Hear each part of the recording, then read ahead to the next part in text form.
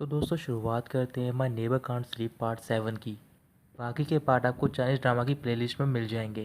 She शोंग अपने father से बात कर रहा होता है तो फिर उसके फादर पूछ रहे होते हैं क्या तुम्हें सूली ने कॉल किया है, क्योंकि मुझे पता लगा कि वो वापस कंट्री आ रही है।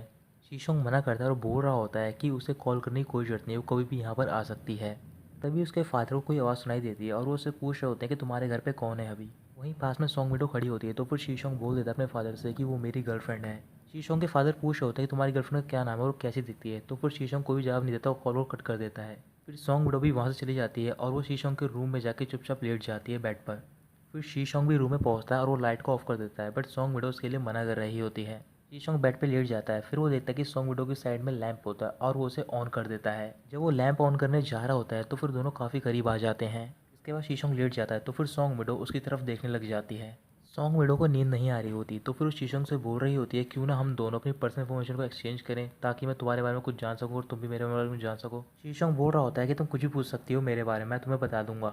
फिर सॉन्ग विडो शीशोंग से पूछती है कि तुम यहाँ पर अकेले रहते हो, तुम्हारी फैमिली कहाँ पर है। शीशोंग उसे बता रहा होता है कि मेरी फैमिली यूएस में रहती है। इसके बाद सॉन्ग विडो आंट गू के बारे में पूछ रही होती है। फिर शीशोंग बता रहा होता है कि आंट गू हमारे यहाँ पर एक मेड के तौर पर काम करती है, बट उन्हें काम करते हुए करीबन 10 साल से भी ज़्यादा हो गए, इस वजह से वो मेरी फैमिली की तरह हैं। वो सुबह 8 बजे से लेकर 6 बजे तक काम करती हैं। इस टाइम के बीच में तुम उनसे मिलना मत, क्योंकि वो बहुत ही ज़्यादा डेंजरस है।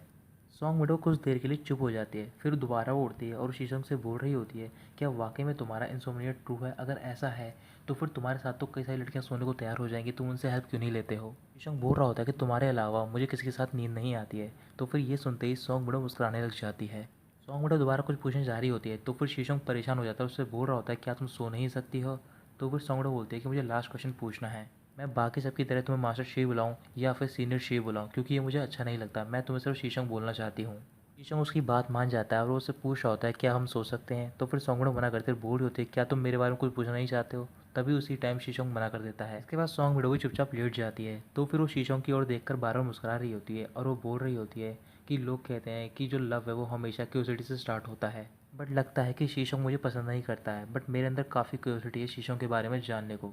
अगले दिन सुबह होती है तो फिर सॉन्ग विंडो उठ जाती है और वो नीचे जाती है तो फिर वहाँ पर आंट गो होती हैं, बट वो अभी किचन में होती हैं। आंट गो कुछ स्नैक्स बनाकर टेबल पर रख गई होती है तो फिर सॉन्ग विंडो उन्हें देख लेती है और उन्हें खाने लग जाती है। अचानक से डोर बेल की आवाज़ आती है तो फिर सॉन्ग विंडो वहाँ पर छुप जाती है और जो आंट गो होती है वो डोर ओपन करने के लिए बाहर जाती हैं। जैसे ही आंट को डोर ओपन कर दिए तो फिर वहाँ पर सॉन्ग विंडो के पेरेंट्स होते हैं और उन्हें बता रहे होते हैं कि हम नए नेबर्स हैं आपके और यहाँ पर कुछ ही दिनों पहले रहने के लिए आए हैं। सॉन्ग विंडो के फादर आंट गो को पेस्ट्री दे रहे होते हैं और बोल रहे होते हैं कि इन्हें मेरी वाइफ ने बनाया और हमारी एक बेटी भी है। आंट को बोल रही होती हैं कि तुम्हारी बेटी काफ़ी क्यूट है। तो फिर इस बात से सॉन्ग विडो के फादर खुश हो जाते हैं और पूछ रहे होते हैं क्या आप उससे पहले मिली हो। आंट को मना करते और बोल रही होती हैं कि मैं मिली तो नहीं हूँ, बट मैंने उसकी आवाज़ सुनी है और आवाज़ उसकी काफ़ी ज़्यादा ब्राइट और लाउड है। सॉन्ग विडो के फादर बोल रहे होते हैं क्यों ना हम फ्यूचर में सोशलाइज हो ताकि एक दूसरे के रिलेशनशिप को इम्प्रूव कर पाएँ। आंट को मना करते हुए बोल रही होती हैं कि जो यहाँ पर लड़का रहता है वो बहुत ज़्यादा बिजी है, इस सब चीज़ों के लिए उसके पास टाइम नहीं है। सॉन्ग विडो की मॉम बहुत ज़्यादा इरिटेट हो गई होती हैं तो फिर उसके फादर को वहाँ से लेकर चली जाती हैं। आंट को भी अंदर जाती है और देखती है कि टेबल पर पैनकेक्स नहीं होते जो कि उन्हें बना के रखे होते हैं। सॉन्ग विडो दोबारा शीशोंग के रूम में पहुंचती है और वहां स्टेयर्स के थ्रू अपने रूम में चली जाती है। फिर शाओमी अपने एक्स बॉयफ्रेंड के पास जाती है, उसका एक्स बोल रहा होता है कि मैंने पहले ही मना किया था कि हम दोनों का ब्रेकअप हो गया, तो फिर तुम मेरे करीब क्यों आ रही हो। शाओमी बोल रही होती है कि मुझे तुम में कोई भी इंटरेस्ट नहीं है, फिर वो उन दोनों की इंसल्ट करती है और वहाँ से चली जाती है। वहाँ से जाने के बाद शाओमी के पास सॉन्ग विडो का मैसेज आ रहा होता है और उसने कई सारे मैसेज करे होते हैं। तभी शाओमी मैसेज देखती है और सॉन्ग विडो को रिप्लाई करती है। सॉन्ग विडो उसका रिप्लाई देखकर बहुत ज़्यादा खुश हो जाती है। ऐसे ही कुछ हफ्ते बीत गए होते हैं। सॉन्ग विंडो ने कुछ सामान ऑर्डर करा होता है और वो आने के बाद उस सामान को शीशों की बालकनी में फेंक देती है। आंट को जब भी शीशों के रूम में जा रही होती हैं उसका रूम साफ़ करने के लिए, तो फिर वो देखती हैं कि जो उसका रूम होता है वो लॉक होता है। सॉन्ग विंडो ने कई सारी चीज़ें ऑर्डर करी होती हैं जैसे कि उसके कपड़े, कॉस्मेटिक का सामान, स्नैक्स और उसके टूथब्रश और भी कई ऐसी चीज़ें, और वो सारी चीज़ें उसने शीशोंग के रूम में रख दी होती हैं।